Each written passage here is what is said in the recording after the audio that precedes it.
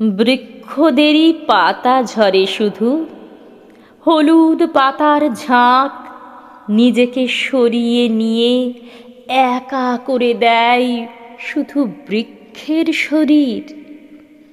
পাতা ঝরে মানুষেরও, আদিম জন্তুর মতো শীত আসে, চিহ্ন আঁকে স্থির।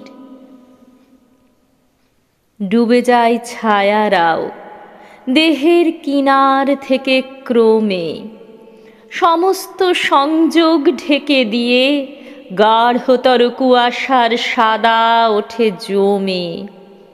সত্য হলো, শব্দ করে পৃথিবীর সমস্ত পতন, শুধুমাত্র মানুষের পতনে কোনো চিৎকার নেই, কোনো চিৎকার নেই, কোনো চিৎকার নেই।